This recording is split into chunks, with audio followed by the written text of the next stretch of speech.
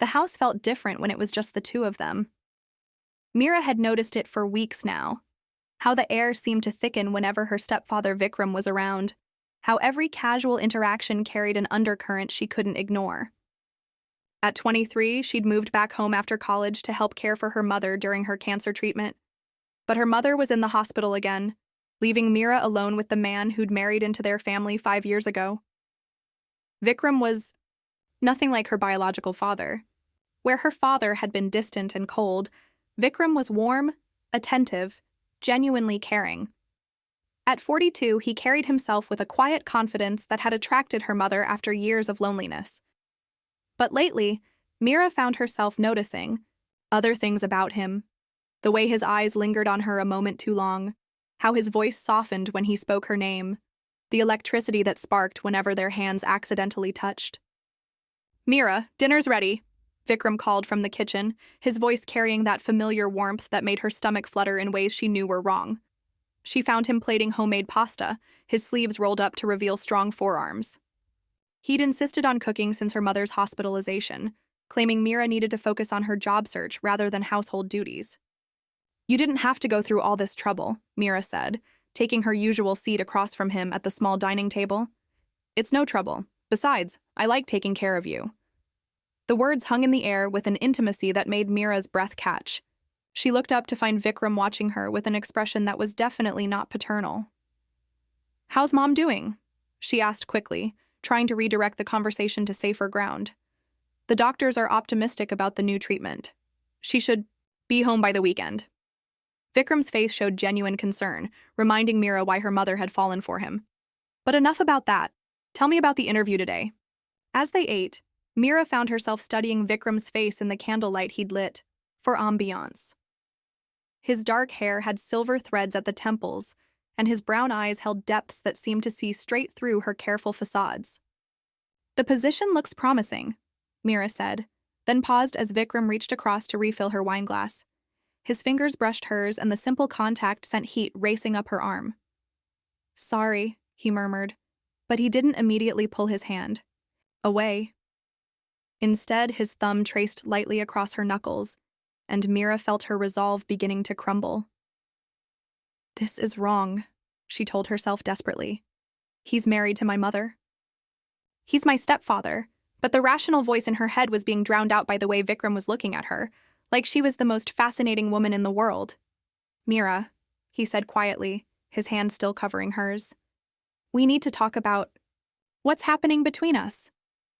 "Nothing's happening," she whispered, but her voice lacked conviction. "Isn't it?" Vikram's thumb continued its gentle caress. "Because I feel like I'm going crazy. Every day, being around you, pretending I don't feel what I feel." Mira's heart was pounding so hard she was sure he could hear it. "What do you feel?" Vikram was quiet for a long moment, clearly wrestling with himself. When he finally spoke, his voice was rough with emotion. "Things I have no right to feel. Things that make me question everything about who I am." "Vikram," Mira started, but she didn't know how to finish. Because the truth was, she felt it too. This magnetic pull between them that seemed to grow stronger every day. "I know it's wrong," Vikram continued, his eyes never leaving hers. "I know I'm betraying your mother, betraying the trust she placed in me. But Mira, I can't stop thinking about you. I can't stop wanting... Stop." Mira pulled her hand away, standing abruptly. "Please don't say it."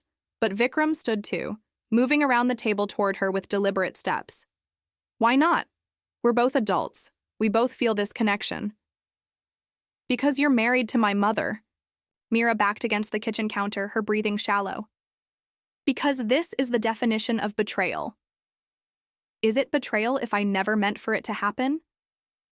Vikram stopped just inches from her, his proximity making her dizzy.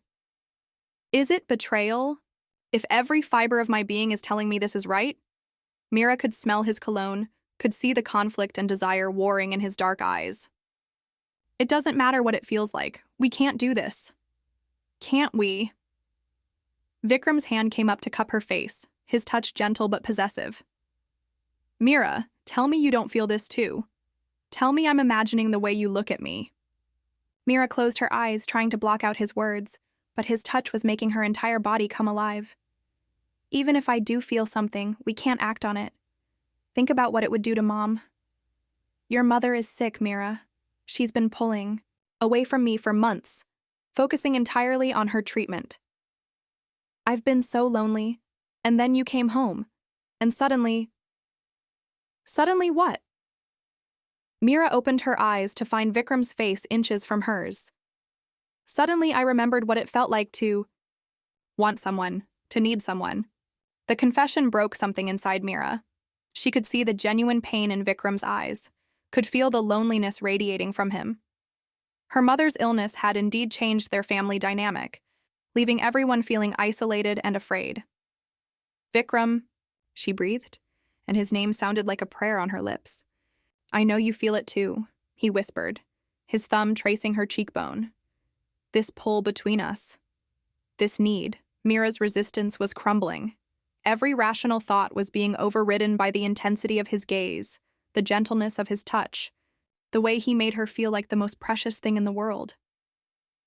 We shouldn't, she whispered, but her body was already swaying toward him.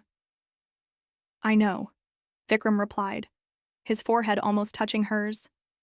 But I need you to know how I feel. I need you to know that you're not alone in this. The space between them seemed charged with electricity. Mira could feel Vikram's breath warm against her lips, could see the gold flecks in his brown eyes.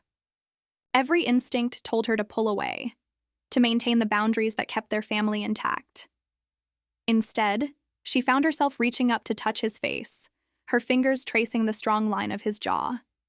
Mira! Vikram groaned, his eyes closing, at her touch.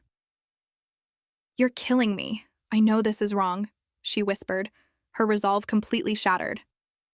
I know it goes against everything we should be to each other, but I can't fight this anymore.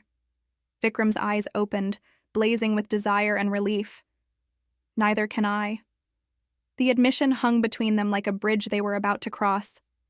Mira knew that whatever happened next would change everything, would shatter the careful boundaries that had kept their forbidden attraction in check. But as Vikram's hands framed her face with infinite tenderness, as his lips moved closer to hers, Mira realized she was past caring about consequences. The intensity between them had become a force of nature, impossible to resist or control. She knew it was wrong. But in that moment, surrounded by Vikram's warmth and desire, wrong felt like the only truth that mattered. Just as their lips were about to meet, Mira's phone rang shrilly from the dining table, shattering the moment like glass. They sprang apart, both breathing hard and staring at each other with wild, conflicted eyes. The spell was broken, but the desire remained, stronger and more dangerous than ever. The phone continued to ring, and Mira saw her mother's name on the screen. Reality crashed back down around them, cold and unforgiving. What had they almost done? And how could they ever go back to pretending this intensity between them didn't exist?